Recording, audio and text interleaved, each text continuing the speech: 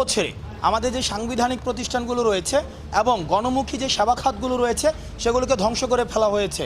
অর্থাৎ আমাদের যদি প্রথম যে খাতটি দেখি, আমরা গত 3 দিন ধরে ক্লোজলি আমরা স্বাস্থ্য খাতকে অবজার্ভ করছি।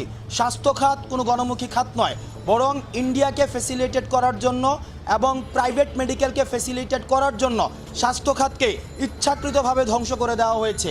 শিক্ষা খাতকে ইন্টেনশনালি ধ্বংস করে দেওয়া হয়েছে।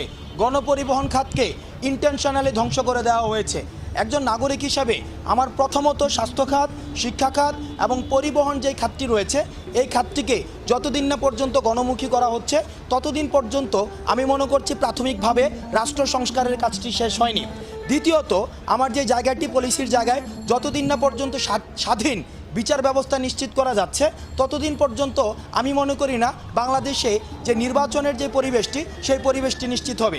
সাংবিধানিক অন্যান্য যে প্রতিষ্ঠান রয়েছে, আমাদের যে নির্বাচন কমিশন রয়েছে, আমরা দেখেছি সেই নির্বাচন কমিশনের আন্ডারে 2014 সালে হয়েছে আমাদের একটি সিলেকশনের নির্বাচন।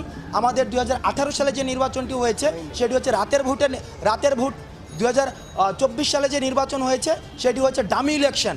অর্থাৎ যেই নির্বাচনের মধ্য দিয়ে এই 3টি নির্বাচন হতে পারে, একই বিদ্যমান নির্বাচন কমিশনের মধ্য দিয়ে আমরা কখনোই বিশ্বাসযোগ্য নির্বাচন করতে পারবো না।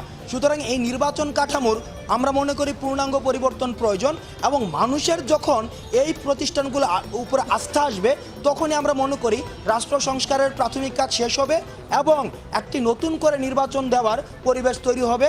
এবং ঠিক তখনই আমরা মনে করি অন্তর্বর্তীকালীন সরকার, যেটা আমরা মেটাফরিকভাবে 16 মাস বলছি, এই 16 মাসটি শেষ হবে।